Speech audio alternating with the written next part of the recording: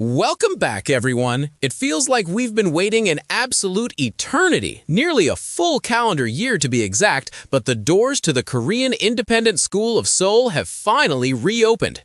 XO Kitty Season 3 has officially dropped, and if you thought the previous semesters were chaotic, you haven't seen anything yet.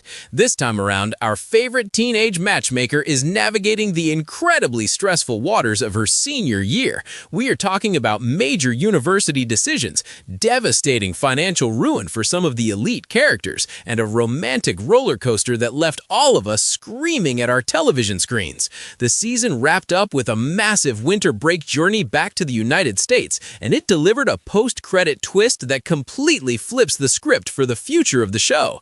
Today, we are going to do a massive deep dive breakdown of everything that went down. We will analyze the frustrating miscommunications holding our main couple back, explore the profound rebellious themes of the supporting cast, and give a brutally honest review of why the acting and pacing felt a bit off this year. Oh, and just to let you know, this video will contain major spoilers for the entirety of Season 3. Grab a snack, get comfortable, and let's completely unpack the ending of XO Kitty. New episodes, our favorite enemies to lovers duo was completely torn apart, and honestly, it was entirely based on a ridiculous lack of communication. The central conflict sparks when our protagonist jumps to a massive, life-altering conclusion. Due to some incredibly vague explanations on his end, she genuinely starts to believe that the guy she is falling for has accidentally gotten a famous pop star pregnant. Naturally, her immediate reaction is defensive. She possesses a very brash, leap-before-you-look personality, so instead of sitting down and having a mature conversation, she immediately accuses him of infidelity. This harsh accusation completely shatters him. Because he feels so deeply insulted that she would think so poorly of his character, a massive wall goes up between them. To cope with this emotional isolation, our lead heroine completely throws herself into the books. She channels all of that teenage heartbreak into securing her future, and it actually pays off in a massive way when she secures an early admission spot at New York University. But as we all know, in the world of teen dramas, you can never outrun your feelings. The ice finally begins to melt during a collaborative group fashion assignment. As they are forced to work closely together, he gets to view her through a completely different creative perspective. The anger washes away, and he is hit with the overwhelming realization that his feelings haven't faded at all. He knows they are meant to be, but the clock is rapidly ticking down because she is already packing her bags for a flight back to Portland. The emotional stakes are raised to the absolute maximum as we approach the final stretch of the semester, culminating in a beautifully orchestrated surprise party for her 18th birthday. When she walks into that room, she is completely blown away by the details. But here is the ultimate plot twist. The architect behind this entire magical evening is the very guy she has been avoiding.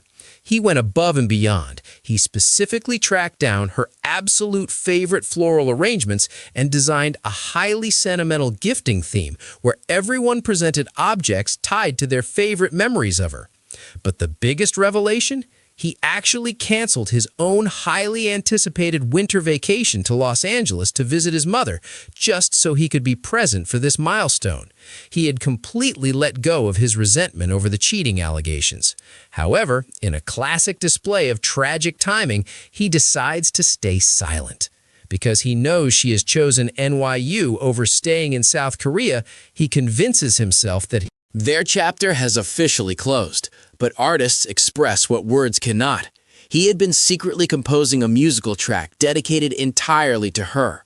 The lyrics were a raw confession of his mental state, specifically the line highlighting that the sun literally refuses to rise unless she is right beside him.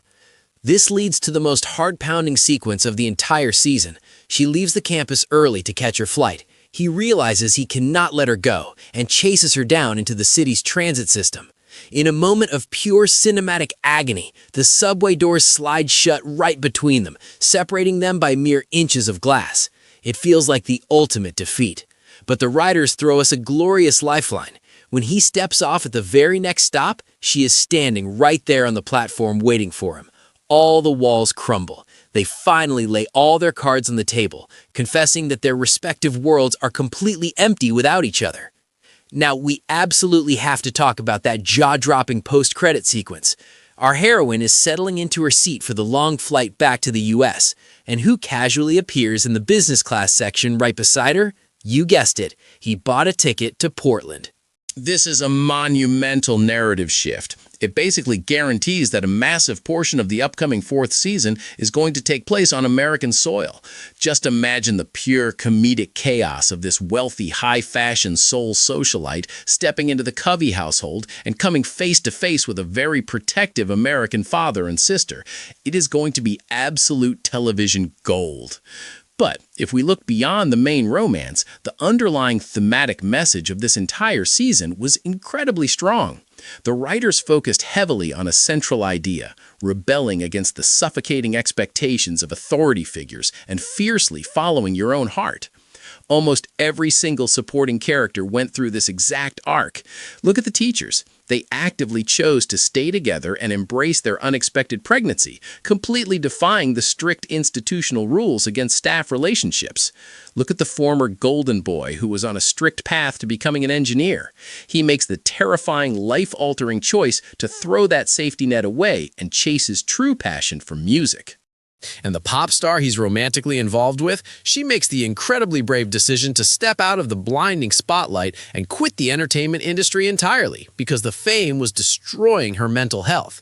Even our wealthy male lead decides to step into the role of a talent manager, taking over the exact job his father was just fired from because he realizes he genuinely loves the chaotic world of artist management.